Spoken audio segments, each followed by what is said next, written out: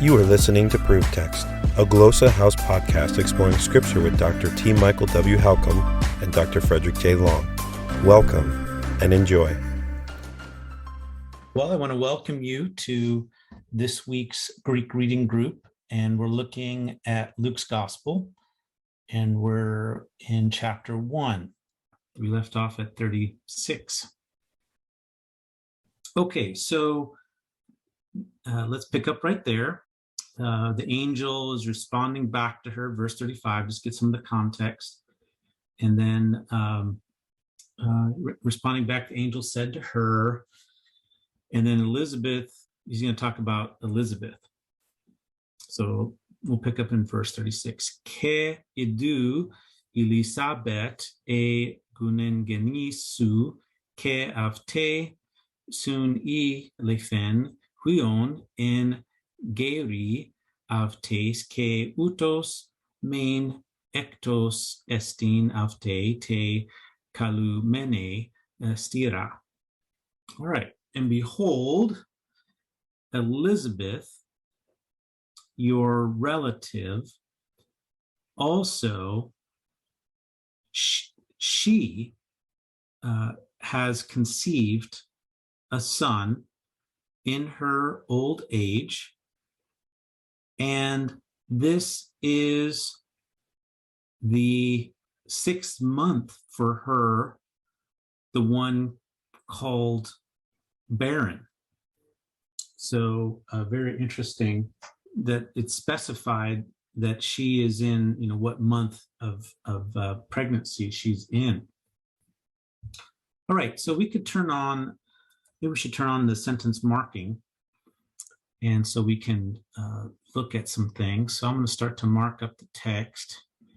I put boxes around conjunctions. Idu is an attention getter. It is marked as a imperative form, which it comes from, but then it really seems to have almost an independent use from that as its own kind of device, attention-getting device. So how to mark it? I might treat it as a conjunction. I might treat it as an adverb. I tend to circle adverbs. There we have the subject, and then Elizabeth, and then you have an appositional statement. So I use little equal signs for appositional statements, and Elizabeth is identified to Mary as her relative, sungenis. And I was looking at this particular word, and a more common form would have been genes, sungenes. And so it's this is an interesting form. It is considered a barbarism by Atticistic grammarians of the time period. So I think it was from Phrynicus. He's a grammarian of the 1st or 2nd century. I think it was his statement. So basically, he has a work in which he defines terms, and he has a listing of terms in words, and he discusses their meaning. And in his analysis, he says this word, this particular form, sungenis, as opposed to sungenes, is a barbarism. In the end, he says it's an extreme barbarism. So a barbarian kind of expression. Probably what we're seeing is the change from the eta to the iota, so sungenes to sungenis. That iotization is something that's happening at this time, where the language is tending towards iota sounds. And so anyway, I found that a little bit interesting. If you look at the lexicon for this term, BDAG, it took me to a discussion in Blas, De Bruyner, Funk, BDF, and there they had a quotation in their discussion from Phrynicus, this grammarian, this Attic grammarian from the 1st, 2nd century. So that's kind of interesting. So Elizabeth is identified as a relative. And then we have this ke.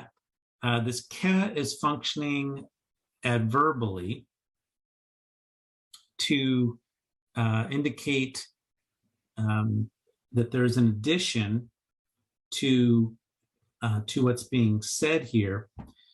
Even she. And so there's a lot of redundancy in marking, and in terms of Elizabeth. Now Mary was just addressed, just told that you're going to bear, that she's going to bear a son.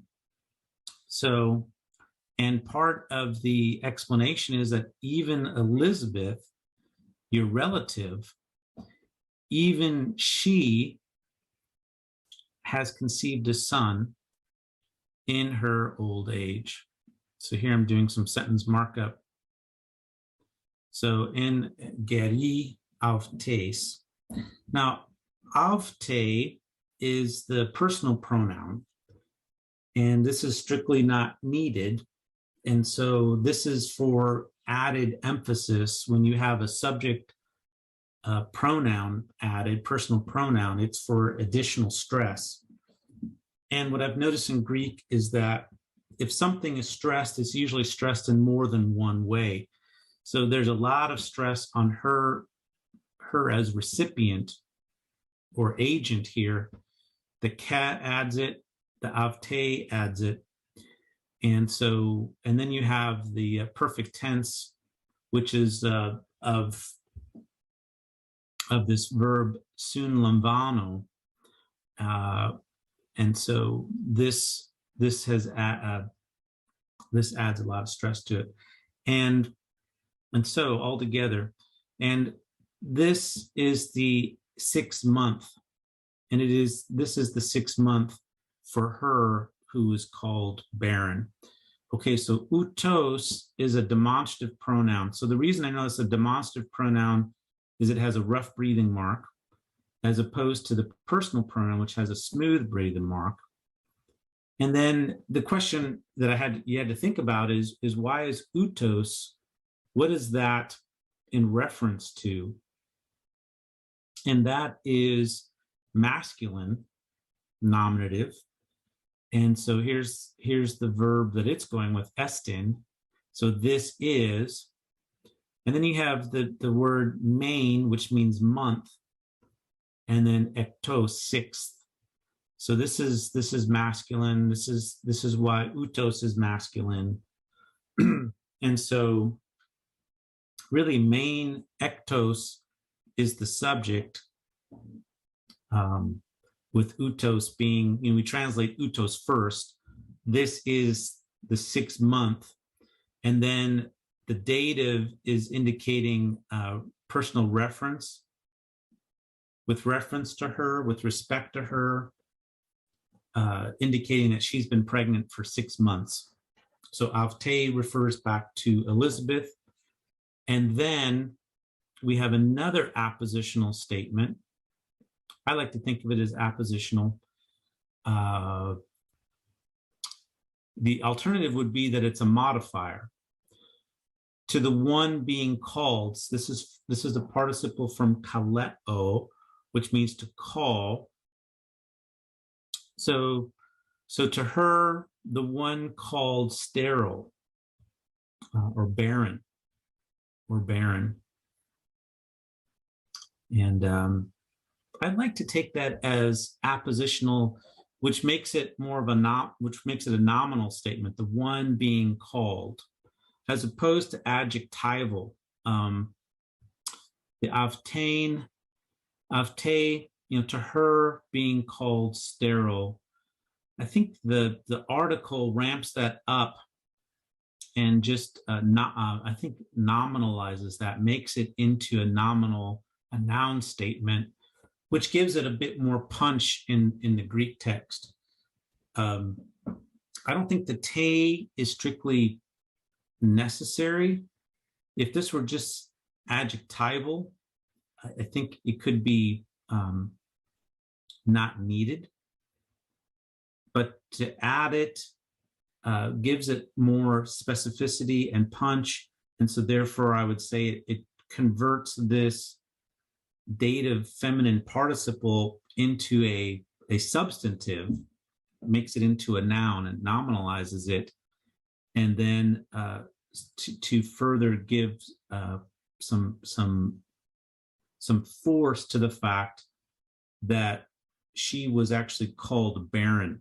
Now we've dealt with this before, the honor and shame associated with child rearing and bearing and pregnancy and not getting pregnant. And so here's this poor woman who in this culture has been ostracized. And here we see the extent of that ostracization, the fact that she is called barren, and stera is an adjective that's referred to then her, and it's dative because it'd be equivalent to a nominative of appellation when you have someone called something.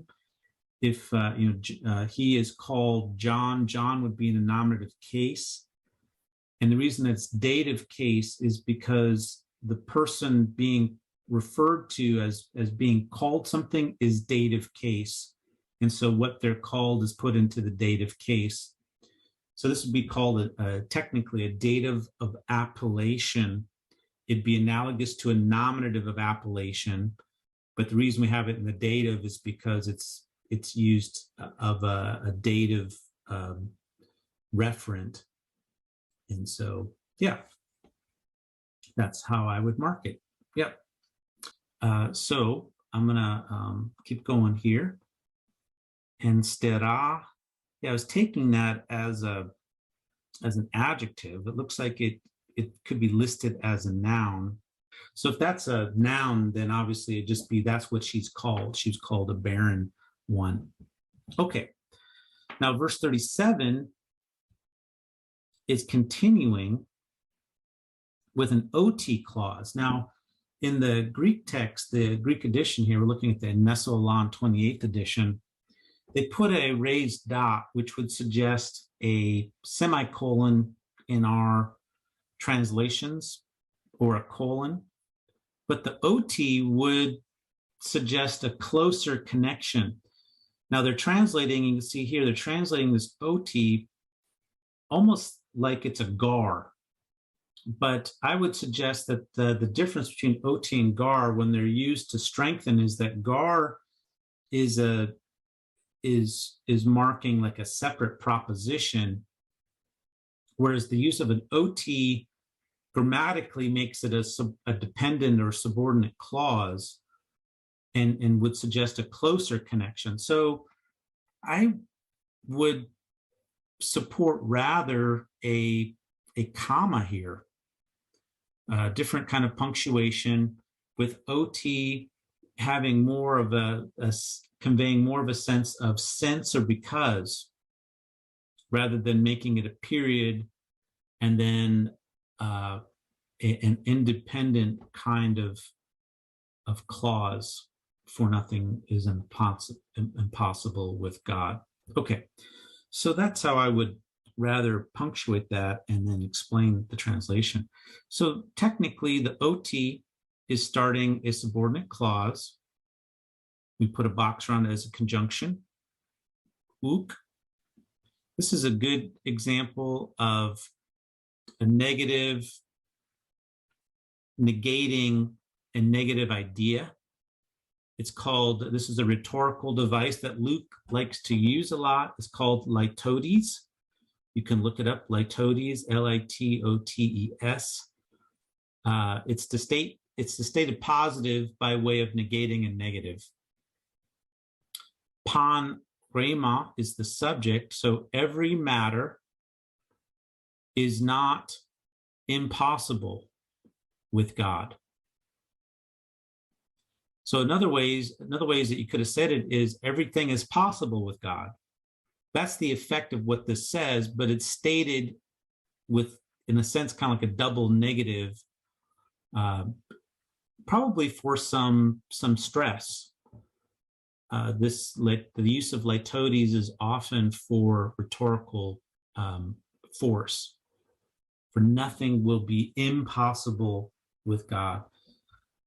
With this translation, unfortunately, the nothing kind of absorbs the pan rhema. So the pan rhema, every matter is not impossible with God. That's a more literal translation. So some of the rhetorical force is, I think, lost with rhema. Now, the rhema we're going to see is going to occur down here again. And so there's actually a connection to the context that rhema just is there, later translated as word. The word rhema can be word or matter. It can refer to something more concrete than just a word. But so rhema is going to show up again. So every word is not impossible with God. Sure. Para tu theou is, here we have para with, we've been seeing para with the dative. Here's para with the genitive, probably indicating source, but apo with the genitive could have indicated source. So I think it's interesting to see that para again is being used, and then we have to look at what is conveyed by para with the genitive that would be different than apo with the genitive. So here go to bidag, para with the genitive, nearly always denotes a person and indicates that something proceeds from this person. So para with the genitive indicates source, but again, what distinguishes apo from para? It may be that para is indicating more a person than apo would, although I could take you to instances where apo does work with a person and maybe even with God. And so I think that the para here helps convey the divine closeness in the events that are taking place, if there is a proximity to it. And so, yeah, I think there's something conveyed there with the para, distinguishing it from the apo. All right, so we have then verse 37 is treated there. So let's go to verse 38. Ipen de Mariam idu e dule kuriu ginito mi kata to remasu ke apelthen ap aftes o angelos. Okay, so the angel then finishes. This is the last word that the angel says, and it is interesting. I should note that the use of ot, Levinson noticed that it can be used at the end of an exchange or at the end of something to kind of mark the end of a exchange or of a discourse. When it's marking direct discourse, the recitative ot. But I would argue that it's always a prominence device. And a lot of times it's going to happen at the end of a discourse, but he notes that it doesn't always occur. But here, I think you do have it occurring at the end of the angel's speech, and there is a kind of a prominence to it, not only because of its content, but its also location at the end of this exchange. So I think that's rather interesting to note, that it is occurring in a prominent location, but also a final location. Now, Mary, though, is going to say something back. And so we do have the de here, which marks a new statement. So I'm going to go ahead and turn the marking back on. Ipen de Mariam. Mary said, So next step, Denmark's new development. And then we have a direct quote. Behold, I'm going to treat this idu as an adverb. It really is functioning like a sentence adverb, though, because it's setting off what follows as particularly prominent. It's a prominence marking device. Idu, it's attention getting. And then what she says is a dule kuriu. This is a verbless statement. So this is her response to her being told that she's going to bear a son and that her relative in her old age miraculously is going to bear a child, is she says, maidservant of the Lord. And there's no verb. And I think there's an implied emi, I am a maidservant of the Lord. So this is a null copula statement with implied, it's implying emi. And I think sometimes there is a kind of a stress in the baldness of a statement without a verb. There's an efficiency here and a starkness of statement. And so I think the baldness of it, the fact that it's just laid out there without a verb, I think it makes it even more striking. Behold, I am a bond servant or a maid servant of the Lord. May it be to me according to your word. And here is a prepositional phrase. Kata indicates like a standard correspondence. So according to this word that was just given, and the fact that the Lord, whatever Lord says, it's not impossible from the Lord. Every matter is not impossible from the Lord. So Mary is stating this with an optative statement. It's an optative of wish. May it be to me. It's a pretty radical submission here taking place. And I see a question. I'll get to that in just a moment. Let me finish the marking because it's going to disappear when I escape out of here.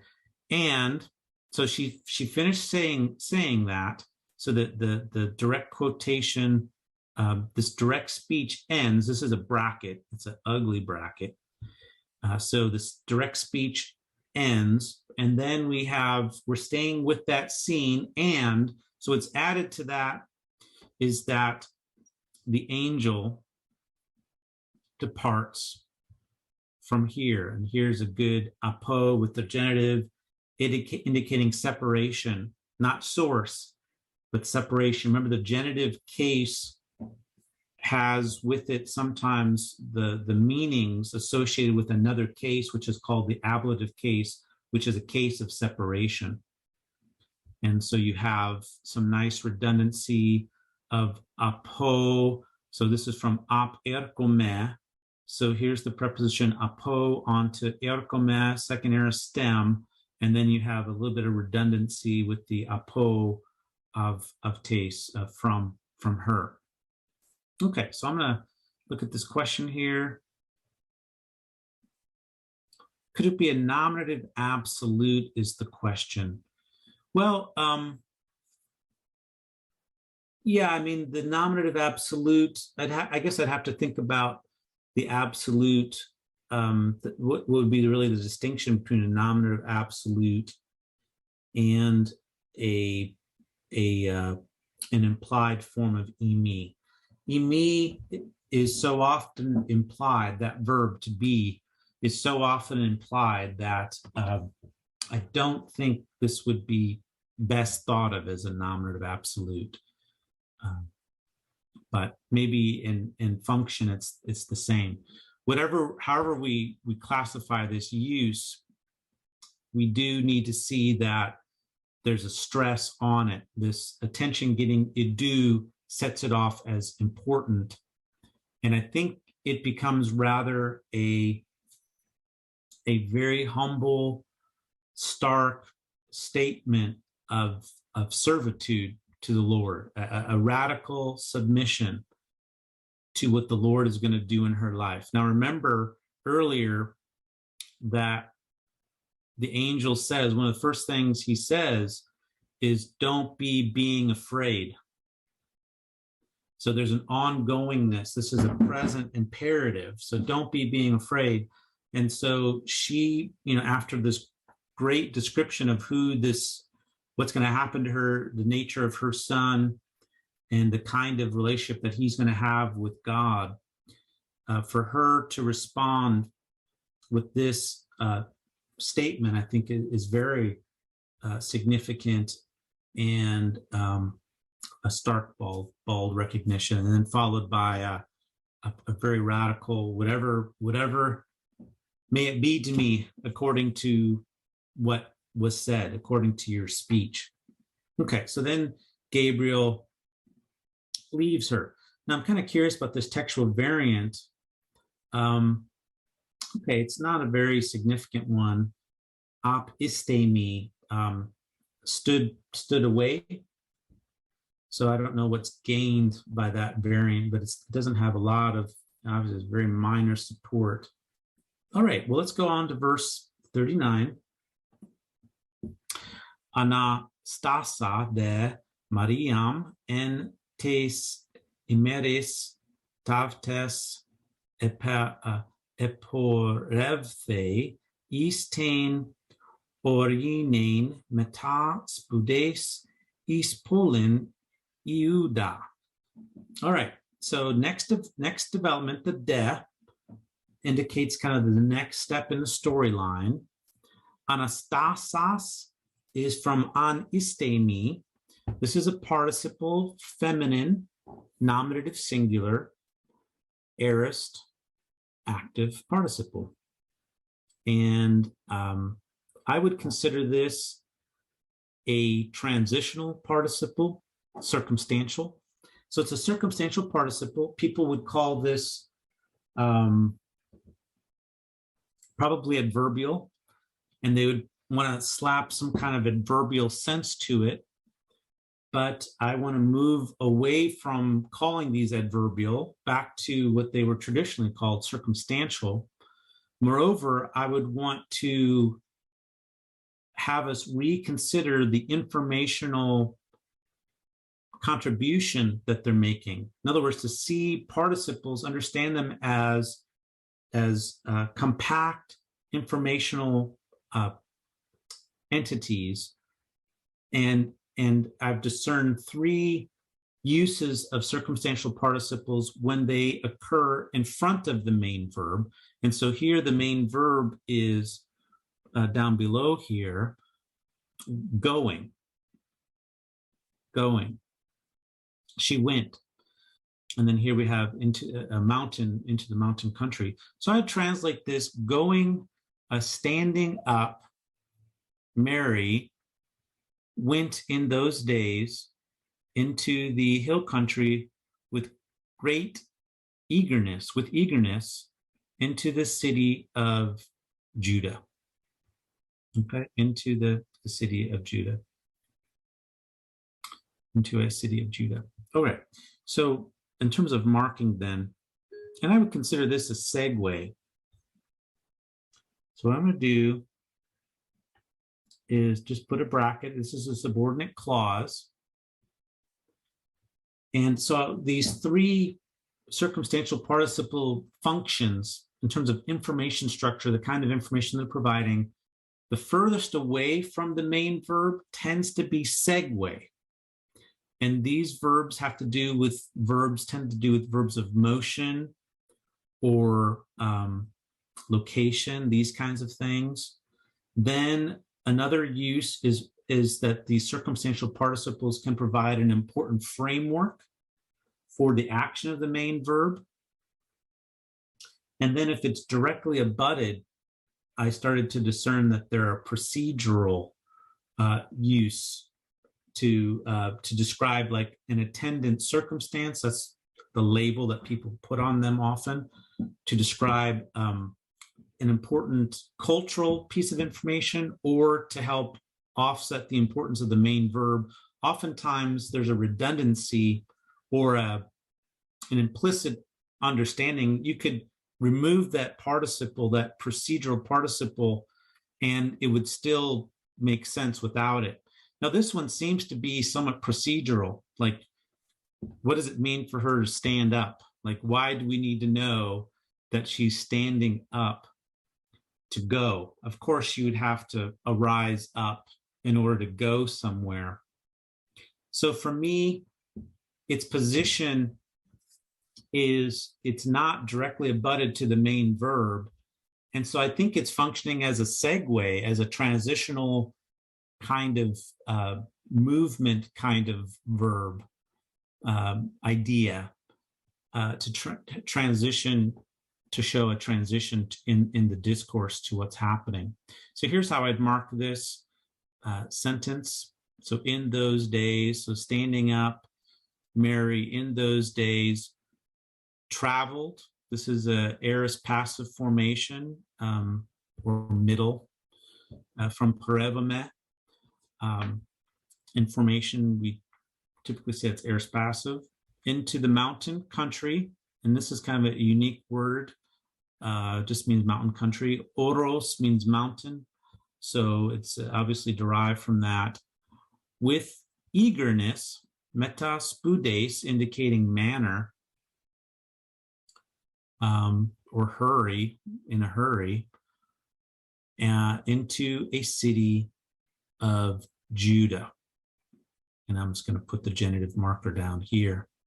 Yeah, into a city of Judah. All right. So that marks next step. We got a transitional participle. And then we have a lot of prepositional phrases qualifying her departure. So when, where, and how. And then you actually have two wheres. So east is repeated. So into the hill country, into a city of Judea. So a lot of qualification of her departing. Yeah, her traveling. All right. And then we have a ke. Ke is elfen is to ikon Zachariu ke aspazzato ten Elizabeth. And she entered into. So here is some redundancy of is erkome. This is a second aorist verb, erkome with an is on it. Is ton ikon. Ikon is into the house of Zacharias. So this is Elizabeth's husband, right? So she goes there. Of course, the angel told her this, and so she has a special information. So she gets up and goes, and and then here we're just having a bunch of events added. So she traveled, entered into the house, and then what did she do? Aspazzato. This is an aorist middle form from aspazzome, to greet, and she greeted Elizabeth. Elizabeth is the direct object. It's a double underline. And so at this point, the storyline is connected. These events are connected with a lot of kes. And so we have a new location. We have a transition, new location, and then entering, greeting, and then we have a yeneto. And it happened. So a yeneto is a second aorist from yenome, second aorist active, or it's a middle formed verb. Deponent, people classify it as deponent. I call it middle formed. It happened as she heard the greeting of Mary. So the aspasmos is, this is the noun of what she just did. So she greeted. So here's the noun form of greet. So as she heard the greeting of Mary, and here we have Elizabeth specified. Okay, so Elizabeth is a known person in the story. We would expect her to have an article, which she does. And actually, Mary is a known entity. So articles with these women. Now, Zechariah did not have an article. And it may be that he is being reintroduced because he was kind of off the scene for a while and then being reintroduced. And it might be that Elizabeth is known because she was more recently discussed, but may be included in the household of Zechariah, like she is going to be there. So it could be different motivations for why Elizabeth has the article. She's been more in focus than Zacharias, and whereas Zacharias has to be kind of reintroduced here. But as Elizabeth heard the greeting of Mary, so this is the end of that subordinate clause. So, and it happened when this circumstance happened. Os is interesting here, like why os to indicate while or something like that. So it can be used to indicate a proximity, or here it seems to be marking a temporal kind of clause. Why not ote? Why not ote there? This is what I'd like to know. Why os as opposed to ote? Ote would mean when. It would have indicated the same kind of thing. I usually think of os as an approximation. Ote would have been, I think, more specified temporally. But here it seems the point needs to be like a precise time. So I don't know why os would be used here instead of ote. That's an open question I would have.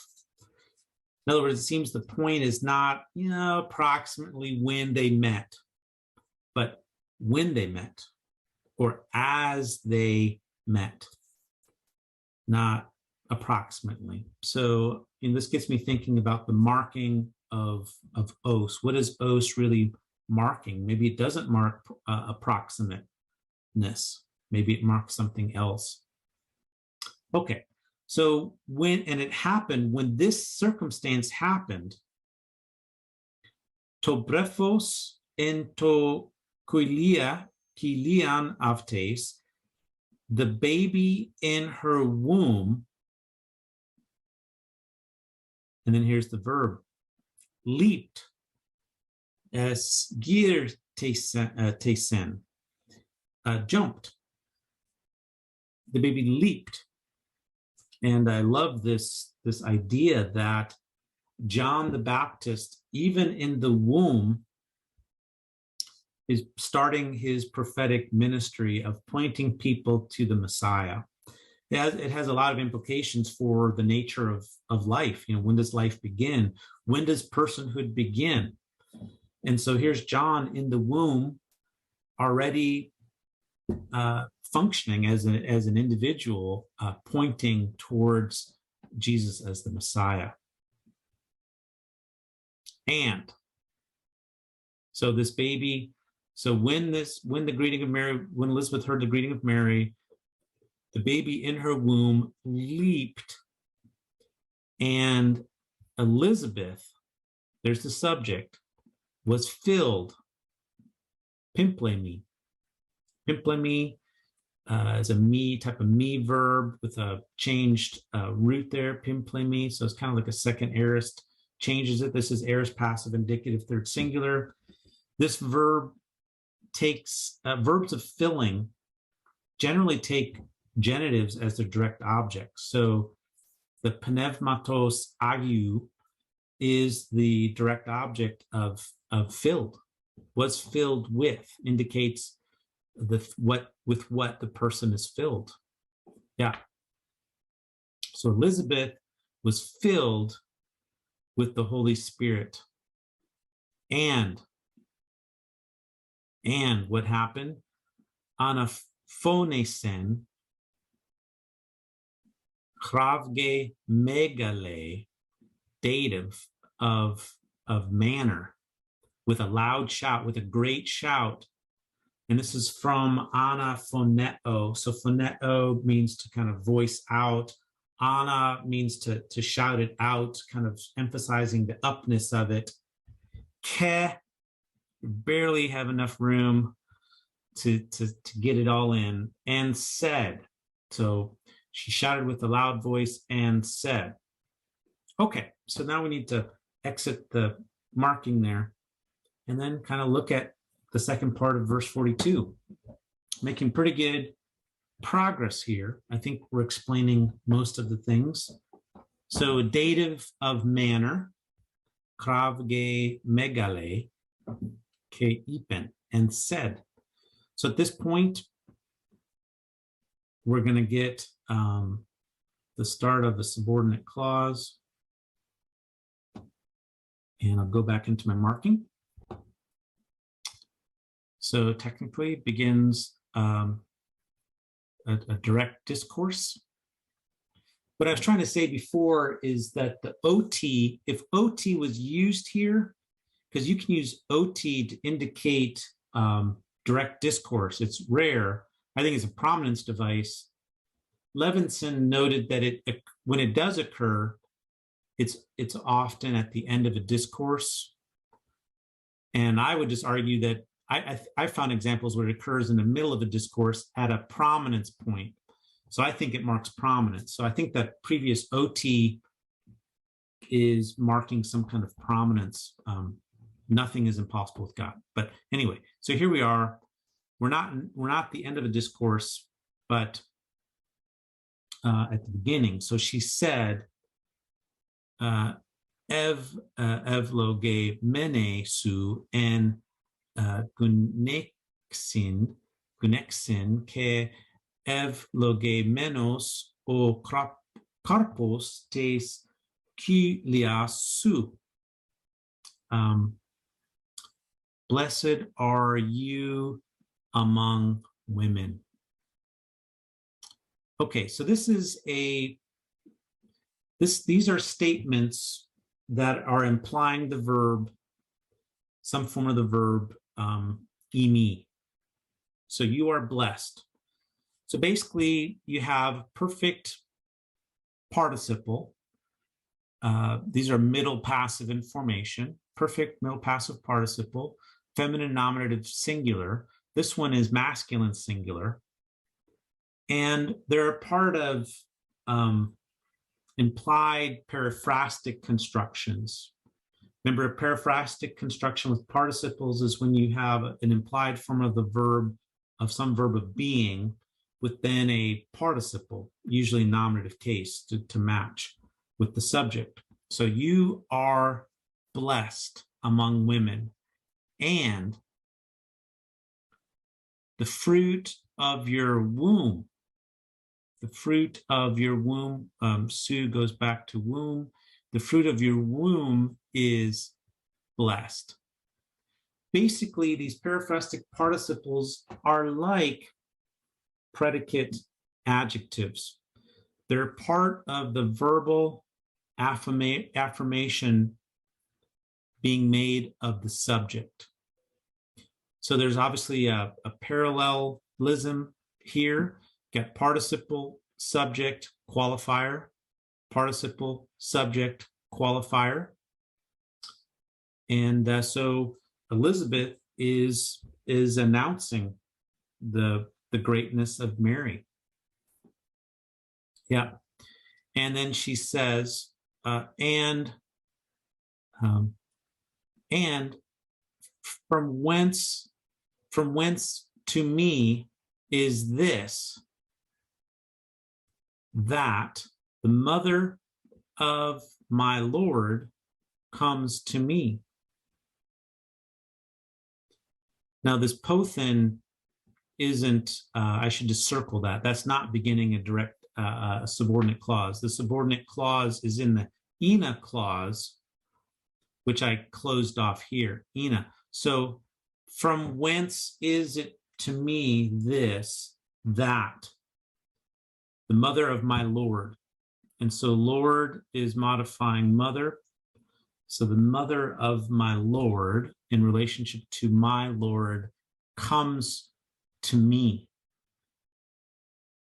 Yeah, from whence or how. But pothen is not simply pos, it's pothen. The then ending in adverbs marks something from, like location from. So how is it from? So there's a little bit of an extra marking here. It's not simply pos, but pothen.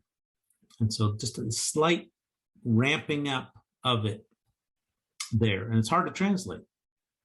So how is it to me this, that?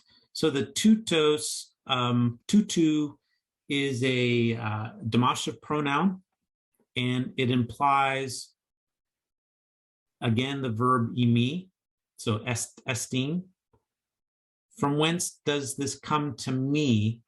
And what this is doing is it's a forward pointing device. It's a tee up. It's teeing up the hina clause. In other words, the tuto ina isn't needed at all, and the miu isn't needed. You could have just says, how is it that the mother of the Lord comes to me? That's what Elizabeth could have said. So the miu tuto ina, this is not strictly needed. I'm going to circle that. That's not needed. So this is a prominence device that referentially stresses, again, Elizabeth and her amazement, really, that the mother of the Lord comes to her. So this is called a forward pointing device to the ina clause. And this would be called an epexegetical use of ina, which is just a fancy way of saying it's a content clause linked back to a pronoun, in this case, tuto. The content of the this is the ina clause. Yeah. And she's asking a question. How is this? How does this come to me? From whence does this come to me that the mother of the Lord, mother of my Lord comes to me? And so here we're still in the direct discourse, and she's going to support it with a gar statement. For behold, so idu, there's a lot of idus here. The idus is pointing, helping the reader recognize that these characters recognize the significance of what is happening. I mean, there is miracles taking place all over the place. You have these pregnancies when they shouldn't be happening, and angelic encounters. So that's why there's a lot of idus here. For behold, when or as the voice of the greeting of yours. So these are genitive arrows back to what they modify. So when or as the voice of your greeting came into my ears. So there's this spatial sense that the voice, the voice of your greeting. So not just simply the greeting, but the voice of your greeting. And here Luke is kind of piling it on, like there's a kind of extra wording here, but it may be that Luke sometimes seems to be anatomically interested in like description.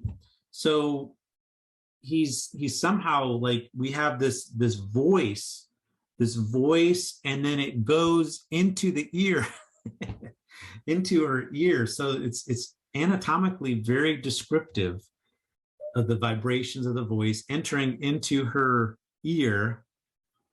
And then she says, basically repeating, escirtesen en agali asi, in joy. The baby leaped for joy in my, I think she's going to say in my womb. That's to look at that. In my womb, kolia, which is wrapped there. If I go to look at it, the marking will disappear.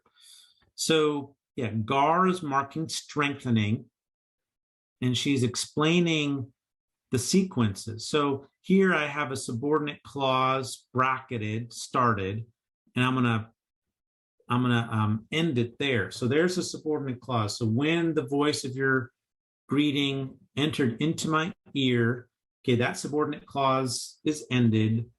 The main clause then is single underline the subject, to brephos, in my womb, the baby in my womb leapt in joy. In joy. Okay, so some interpretive things here is, notice that the Greek text is treating these initial statements of Elizabeth as like poetry. They're kind of set off in parallelism. There's a parallelism there, as we noted, and this would have been heard and understood grammatically. So this part of Elizabeth's statements are set off as poetic, and then you have returned to kind of like a narrative, a question that's teed up, and then a supporting statement in what follows. All right, yeah. So in my womb, ente kolia mu. And I think we'll just finish verse 45 since we're right there. And then Mary is going to give her Magnificat, which is the Latin magnifies, which is based on the mega luni. So verse 45, though, we're not there yet. We'll stop at verse 45 today. Ke makaria e pestevsasa oti este teliosis tis la le menus avte para kuriu. And blessed is, so this is a predicate adjective with an implied verb of, well, imi is part of the construction. So the one who has believed, this is a aorist active participle feminine nominative singular, the one having believed, but the woman having believed. So blessed is the woman having believed that the end will be, the end or the fulfillment will be to the word, to what has been spoken to her from the Lord. So the completion will be regarding, with respect to, this is probably a dative of respect, and it's a substantive, and it's interesting. I mean, it's not just lagus, tus lagus, but la le menus. This is ramped up. I mean, this is a perfect tense, middle passive participle, dative, masculine, plural. Like to use the perfect tense participle here is to lay stress to what has been spoken. So rather than just calling this the words, remasin, or lagus, the participle, the perfect participle, is used to really stress the significance of what has been spoken. Yeah. So the este is a future third singular indicative of imi. Teleosis is the subject. And then with respect to what has been spoken to her from the Lord. Yeah. So probably the participle is used here in order to get the indirect object of speaking, of te, to get that onto the table. So that's why it's used, but not simply the aorist tense or present tense, but a perfect tense participle, which stresses the resultant words that are spoken to her. So this is ramped up, this construction. It's more wordy. It allows for an indirect object to be present. And then we have the para kuriu from the Lord. All right. So we're going to end right there. Thank you for joining. And I look forward to having you join us next week. Take care. Interested in growing your ancient language skills but not sure where to start? Glossa House can help. From illustrated readers and short stories to lexicons and grammars, Glossa House offers a variety of resources for beginning, intermediate, and experienced ancient language learners. Head to glossahouse.com today. Glossa House, language resources for the global community.